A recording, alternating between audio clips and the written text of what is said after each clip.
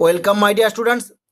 আজ আমি পঞ্চম শ্রেণীর রায় মার্টিন প্রশ্নবিচিত্রার 2026 সালের দ্বিতীয় পর্যায়ক্রমিক মূল্যায়নের আমাদের পরিবেশের 215 নম্বর পেজের 12 নম্বর স্কুলের প্রশ্নগুলি সলভ করব। চলো তাহলে শুরু করি।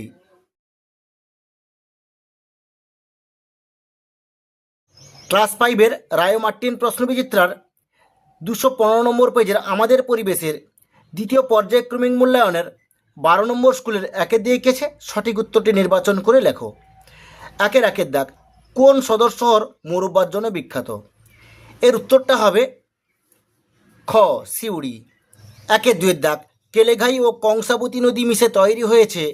এর উত্তরটা হবে গ, হলদি নদী। তিনের দাগ, কাকে গান্ধীবুড়ি বলা হয়? এর উত্তরটা হবে গ, মাতঙ্গিনী হাজরাকে। চারের দাগ, বিলুপ্তপ্রায় মাছ হলো। এর উত্তরটা হবে গ, সরপুঁটি। পাঁচের দাগ, জমিতে গোবর ব্যবহার করা হয় কি হিসাবে? এর উত্তরটা হবে খ, জৈব সার হিসাবে। দুয়ের দাগ, শূন্যস্থান পূরণ করো। একের দাগ, বাগদা গলদা এগুলি হলো ড্যাশ। এর উত্তরটা হবে জলের পোকা। দুয়ের দাগ, পশ্চিমবঙ্গের পশ্চিমে মালভূমির বেশিরভাগটাই কাকর পাথর মেশানো ড্যাশ। এর উত্তরটা হবে লাল মাটি। তিনের দাগ, পৃথিবীর প্রায় সব সভ্যতাই ড্যাশ ধারে গড়ে উঠেছিল। এর উত্তরটা হবে নদীর ধারে গড়ে উঠেছিল। চারের দাগ, গঙ্গা হলো ড্যাশ নদী। এর উত্তরটা হবে নিত্যবহ নদী। তিনের দাগ, সত্য বা মিথ্যা নির্ণয় করে লেখো।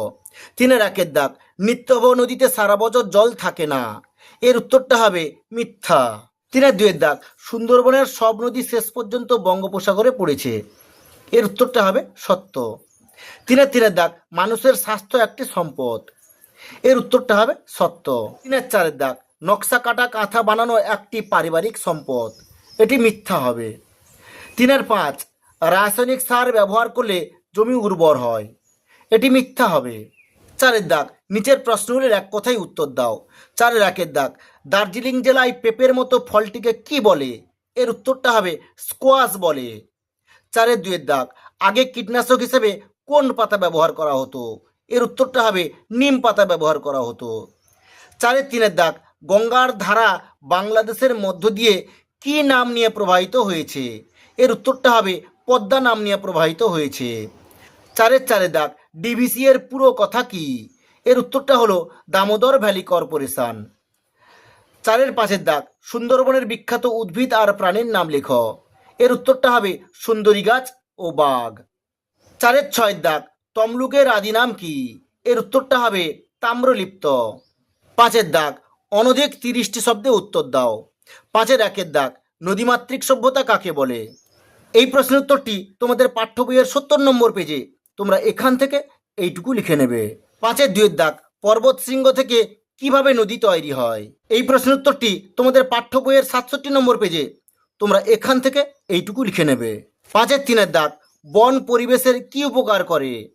এই প্রশ্নের উত্তরটি তোমাদের পাঠ্য বইয়ের 122 নম্বর পেজে তোমরা এখান থেকে এইটুকু লিখবে, আবার এখান থেকে এইটুকু লিখবে, আবার এখান থেকে এইটুকু লিখে নেবে। চারের দাগ, কোন কোন জেলায় আমবাগান বেশি দেখা যায়?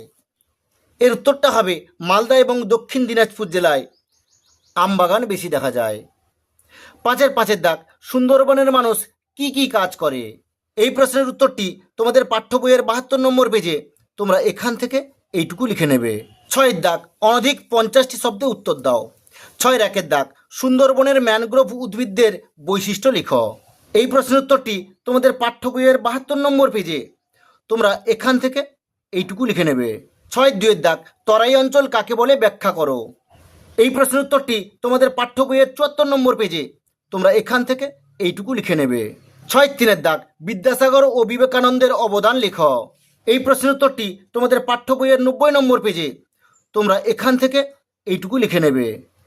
চারের দাগ, আগেকার মানুষ রান্নার কাজে কিভাবে বুদ্ধি প্রয়োগ করেছিল?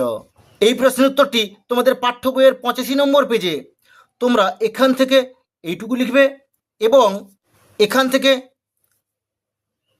এইটুকু লিখবে, এবং এই যে লাইনগুলো আছে এগুলো যেগুলো আমি কেটে দিয়েছি সেগুলো তোমরা লিখবে না। আমি যেগুলো কেটে দিয়েছি এগুলো তোমরা লিখবে না। এগুলো আবার তোমরা এখান থেকে এইটুকু লিখবে, আবার এখান থেকেও এইটুকু লিখবে। মানে কথা হচ্ছে কি, এই উত্তরটা দেখো খুব বড়, এটা তোমরা নিজেরা পড়বে, পড়ে নেওয়ার পরে যতটুকু তোমাদের মনে থাকবে সেটুকু লিখলে উত্তরটা হবে। 6-এর দাগ, হারভেস্টার কি, এটা দিয়ে কি করা হয়? এই প্রশ্নের উত্তরটি তোমাদের পাঠ্য বইয়ের 98 নম্বর পেজে, তোমরা এখান থেকে এইটুকু লিখে নেবে। ঠিক আছে, আজ এই পর্যন্ত। নেক্সট ভিডিওতে আমি 13 নম্বর স্কুলের প্রশ্নগুলি সলভ করব।